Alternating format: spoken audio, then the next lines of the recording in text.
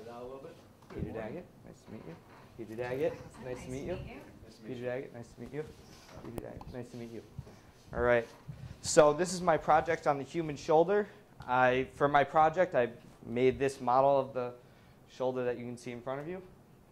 All right. So this is a little bit about me.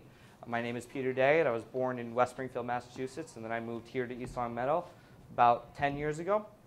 And then I've been a gymnast all my life. That's what I do. It's my passion, and I love the idea of excelling at things, and I always work hard at everything that I do. I am signed to the University of Oklahoma for next year on a full athletic scholarship. So I'll be going there in I think a month and a half. So I'll be going there soon. It's going to be great. It's going to be a Sooner. Congratulations. Thank you. Thank you. So for my project, as I said, I decided to make this model of the human shoulder. I used a bunch of different materials to make it. So I'll show you a little bit. This is made out of Model Magic. It's a Crayola product. This is elastic band. I used fabric and hot glue to kind of make the tendons and ligaments. This is the fabric back here and in here to make the muscles. And I used some PVC piping in here and some copper piping in here. This is, I'll just kind of tell you a couple of the different parts. This is the humerus right here. This is the scapula back here. You can't really see it. It's the acromion. And in the front, this is the coracoid process. And you have the subscapularis muscle right here coming into the subscapularis tendon. The back here is the infraspinatus muscle coming into the infraspinatus tendon, and then the supraspinatus muscle coming into the supraspinatus tendon up here. So that's basically. I decided that there was one part of the shoulder that I left out because it kept falling off mostly. It's the clavicle, which is known as the collarbone. So that's not in here. Well, that's the one that gets broken. Basically, yeah, exactly. Yep. Right in. Yep. Anyway. Right. So this is a model of the human shoulder that's made by a company, obviously. It was given to me by my physical therapist. He works for Bay State Rehab. I do a lot of stuff with them. So he gave this to me for me to use as like a little bit of a base model, so I could kind of like look at it exactly and kind of feel around and understand the way it works and the way it is. So that's what it is right there. This is just some of my materials. There's the Model Magic, and this is on the left. That's the natural clay. I decided that in the beginning that was what I wanted to use, but I made almost every part of the shoulder, and then the next day I came in and it was all crumbled and broken because it's not supposed to go on PVC. So that was one of the main difficulties that I had in the project. So this is kind of just showing a little bit of the progress. The humerus, and this is the biceps brachii muscle. I believe it's the short head of the biceps coming into the biceps brachii tendon right here. That was the first thing that I made in the project, along with the humerus. And then I moved into the scapula, adding the coracoid process. And then I put the acromion on there last, along with the muscles, the supraspinatus on top and the infraspinatus in the back, moving into the subscapularis in the front. And also, I think the last things that I put on were the teres major and the teres minor muscles, and those are located right here. This is the minor in the back. I don't know if you can see it from the front, but it's right here. And then this is the teres major. I'll actually turn this around so you can see the back. So there's still a lot in the back. Keep sliding on me. There we go. All right. So this is the teres minor, and this is the teres major right here, and the tendons that are basically the same names. They come up through here, and it comes up around in the front, and this is the infraspinatus muscle. All right. So this is when I added the tendons. I used elastic bands to add the tendons, or they were the tendons and ligaments. I basically just glued them together with, I used regular glue instead of hot glue. That was what I was using before. But the hot glue wouldn't actually stick on the elastics. That was another one of the difficulties I had. So this is a slide on the trial and error. I tried a few different things throughout the whole process. The natural clay, as I said before, it didn't really work. And attaching the clavicle early on was a mistake. As I said, it eventually broke off. It actually broke off just about a day after I put it on, so it didn't stay on there that long. I had about 4 of these ring stands up there hooked to the clavicle to try to keep it on, so I decided that it wasn't going to be worth it. And like I said, the hot glue didn't work on the elastic, so I used the regular glue. And the main difficulty I had was pieces falling off, like I said. Like the coracoid process fell off a couple of times, and the clavicle fell off a bunch. So it was very difficult to mount. So before I talk about my future plans, I want to talk about, I was supposed to do a job shadow with Dr. John Corsetti, who works for New England Orthopedic Surgeons, but it didn't work out.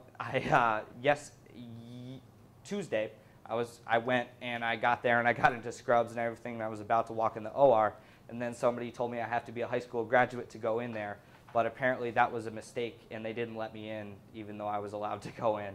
So I think I'm going back there in a couple weeks to do it anyways, just so I can get the correct exposure to being an orthopedic surgeon. So these are my future plans. I'll be attending the University of Oklahoma. I'm starting in the summer session on July 7th, and I'll be competing for their gymnastics team in the fall, who just won their first NCAA title in like 5 or 6 years. It's been a while since they won, but they just won this year. It was great. After graduating, I think I'm going to do med school, and I'm hoping that I can do a graduate assistant coaching on the team, so I can kind of get a little bit of the exposure of working with high-level athletes, and I can kind of help them out with their medical injuries and things like that. So I want to do my residency in orthopedic surgery and then go to work in that field and then continue working with high-level athletes and having a sports medical program. Down in Hartford and Farmington, Dr. Carl Nissen, he's been a big help for me. I had an ACL tear when I was very young, and he fixed that up for me, and I want to kind of do something similar to what he's doing, but I don't think I want to do it in this area. More probably out west, closer to Oklahoma would be my guess. I think I'm going to stay out there. All right, and this is the Project Impact. It definitely helped me a lot. It helped me learn about like the way that the shoulder moves. It's one of the main joints that you work with in orthopedic surgery because it's so easy to injure. So I basically learned how it works. I was a little bit surprised. It was a big undertaking to make an actual shoulder. I mean, it's not quite as simple as it would sound. It was actually very difficult to do. I mean, there's a lot of moving parts and things that don't stay together correctly on it. And it's definitely helped me clarify my plans for the future. All right. Thank you very much. Thank you for having me. All right. Nice job. Thank you. Nice job. Thank you. All right. Now, is Oklahoma, is that where, like, are gymnastics more popular in, like, the Midwest in part of the country? Well, it's kind of the biggest state for gymnastics is Texas. So, and Texas doesn't have a gymnastics program. There's no gymnastics program in Texas. It'd be great if there were, so we could compete against them and beat them all the time, because we don't like Texas at Oklahoma. But so there's some big. Most of the guys from Texas will go to Oklahoma or some of the other programs. I mean, we have in our conference, we're the Big 12, but we're actually the MPSF is what our real conference is, because there are no other gymnastics schools in the Big 12. So we compete against Stanford, Cal Berkeley, and Air Force, and that's our conference championships. And we won that as well this year. I know you'll like the when you go with him per se, because we've had other students who have done that, so I was surprised as you were to hear that. Yeah, it was. They said it's a new policy, but I've actually done a shadow in an OR before. I've seen open heart surgery before, so that was really cool. So I think I'm going to go and see Corsetti do surgery soon. Yeah. I'm going to give you a piece of advice. I lived in Dallas for 4 years. Mhm. I'm from Massachusetts. Mhm. All right. They're going to ask you where you're from in Oklahoma. And don't say. What you tell them is you're from up north, and they'll think you're from northern Oklahoma. Oh, okay. In that southwestern Yeah. area, It is the Southwest and the rest of the universe. Yeah. So just say I'm from up north. All right, will do. Thank All you. right? Good luck with it. Thank you And learn very how to much. say y'all and Vixen. Will do. Oh, Yeah. any other questions? No, I'm actually in healthcare, and I've spent a lot of time, I did open heart surgery for 10 years. That's Oh, my wow. specialty at Hartford. And my daughter tore her ACL here in sports doing varsity Oh, volleyball, yeah, yeah. which was quite of an experience. Yes. I think needing an orthopedic, getting into orthopedics, wasn't that inspired by gymnastics or because of the injuries that you can incur? It's a little bit of a combination. You know, my dad, he's an Olympic gold medalist, and he's worked with a lot of kids who've had lots of injuries. Myself, I've had lots of injuries in my shoulder over the past couple years. I mean, my shoulder's always bothering me. It's one of the biggest pains in gymnastics. And then also, my mom is a physician. She works at Hartford Hospital. She's an anesthesiologist. And I think that part of it was when I tore my ACL, I kind of got exposed to it early on, and I really liked doing it or watching like the way that the doctor worked with the patient to get the athlete back to top performance. And I think that one of the biggest things in sport that defines a great athlete from a lesser athlete is their ability to recover from an injury. And it's, you know, because a lot of the best athletes, they have all torn their ACL, they've torn their bicep, torn their rotator cuff. And, you know, you don't hear about that, but they've all done it. All the best ones, and that's what brings them forward.